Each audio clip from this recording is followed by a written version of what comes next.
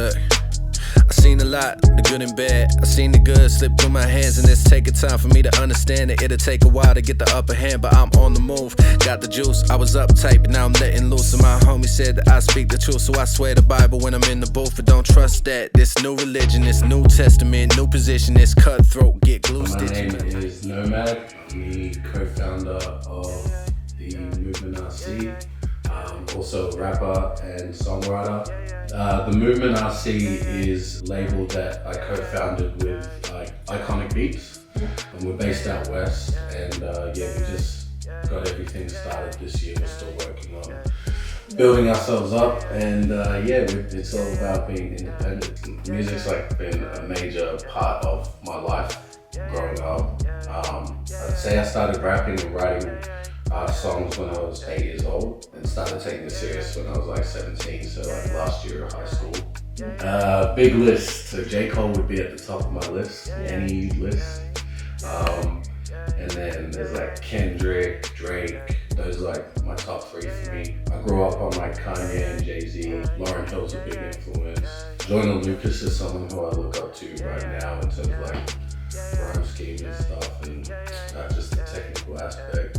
Yeah, for sure. I say rapping for me, and just songwriting in general, because I feel like as a kid, I found it difficult to express myself and just communicate with people. But then I found it a lot easier to be able to take what I'm feeling and put it into lyrics. There's also the side where you get to sit down and take your time with writing stuff. I feel like through music and actually pursuing it, it's helped me figure out who I am as a person and just find out what ideals are actually mine. As a listener, definitely growing up, it definitely helped me to listen to other rappers, especially the message-based things. That's sort of why I wanted to become a rapper, was the storytelling aspect, because both of my cultures, Māori and Samoan, those cultures use music in a way where you're telling stories, where you're telling stories about your ancestry, your whole culture and whatnot. And I feel like that's why I gravitate towards it so much. I would say roughly this time last year is when I started first performing. So I've been writing since I was 8 years old, but performing was a whole different thing, right? And then I had my first performance, which was a talent show. It took a lot to get the confidence up to just be in front of everyone, be in a room full of people, rapping lyrics that I've written, and just trying to seem like I'm confident in them, I actually believe in what I'm saying. But since then, I feel just doing it has made a major jump. Even right now, in front of these cameras, I'm this is weird. Yeah, so I was born and raised here. Yeah. Oh yeah, definitely. I'm a 90s kid, so I grew up when Guy Sebastian won Australian Idol, and then does Australian Idol even happen still? I'm not sure so far, but that's who I grew up with. And then now I'm seeing people like Kaid, people like Francois Tunes, Siko, the whole old music group, even people out west like Pania, Gung Mango, it's definitely growing. I feel we have a really strong level of talent. Our standard is just being pushed higher and higher. We're getting better every day. I don't see the growth slowing down anytime soon. I feel we're just scratching the surface. The movement right now is just me and Iconic Beats. Peter is what I call him. We met through Collar, so I'd enrolled to do audio production, which I didn't know wasn't producing music, because I felt I'm a rapper, I want to learn how to make my own original beats. Any rappers that want to learn how to make their own original beats, audio production is not that. There's definitely courses for it. So he was enrolled in the same thing. We ended up being the only 2 people from the western suburbs at Collar's, and we hit it off. He was a real dope dude. We ended up recording a mixtape together with the help of our friend Saya. We were should we do a record? Get our stuff out there properly. and then we can learn more about the business as well. I was able to put out a single recently called Destined, but that was possible through the help of an organization called Grid Series.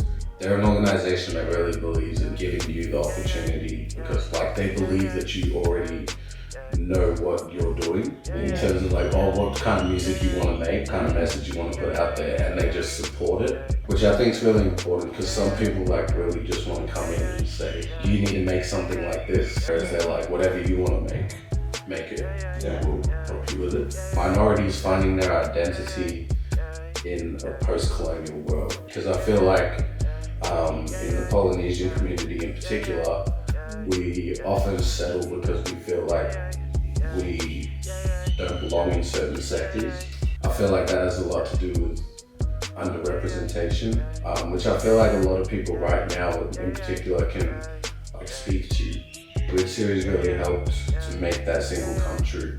And yeah, so far it's been like my most streamed song. Honestly kind of surprised because of the message behind it and how political it was. Yeah, so Chasin Pasos is a song produced by DJ Spell, world famous DJ Spell, just about the industry and how they'll try and control you. So similar to what I was saying before about Destined and organizations coming and telling you how to be. Chasin Pasos is kind of the just focus on you, just focus on the hustle, the grind, what you're aiming for, and yeah, just whatever they're trying to tell you to be, don't worry about it unless you want to be there. I just want them to be able to connect with it. I feel like not everyone's going to be able to relate exactly to every song.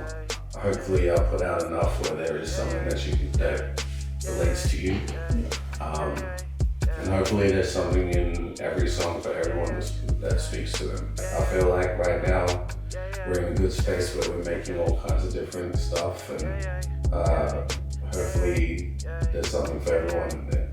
Yeah, I've actually got a follow-up to Chasin Pasos is the EP that's dropping on the 18th. The intermission EP will come out, and it's 6 tracks that I feel cover different aspects of what's been happening in the break from our last project. Past 1-2 years, it's all gonna be in there, just covering my life. I try and put as much of myself into it as I can. It's stressful. I feel like if you ask that to any artist, I'll tell you it's not easy. But you don't really go into these things expecting them to be easy, do you? Especially when you're working with a bunch of different people, multiple people, and you're trying to get them all to come together for your vision, which might be something that you can't reveal straight away. Then yeah, it gets a little bit more tricky, but you just adapt to the situation, start thinking of different ways you can make things happen, different ways you can send emails to people and get them to reply.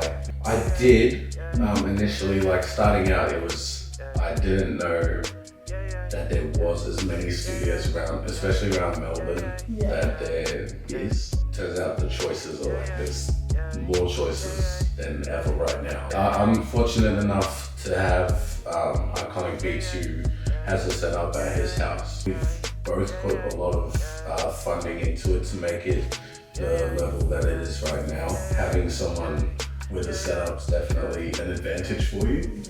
So utilize it as much as you can. If not, just gotta get out there and look. Yeah, I think somewhere like middle of this year, it came out that hip hop was like the #1 genre in the world or something like that. Right now's the best time, for sure. One piece of advice that I would give anyone, especially rappers, is just be authentic. People can smell fake from a mile away, so just be your authentic, true self. Stay true and don't switch up. People can find me pretty much everywhere at Nomad_TMRC. Instagram, Facebook, Twitter, Spotify, Apple Music, YouTube. Chasin Pasos comes out on the 8th. Intermission EP comes out on the 18th on Nomad. Give you my throne. Like Ye told you on Paris, don't let me get in my zone. Cause I've been chasing pesos, I do what I say so. They be running game, but I ain't tryna play though. I ain't tryna change though, I just wanna lay low.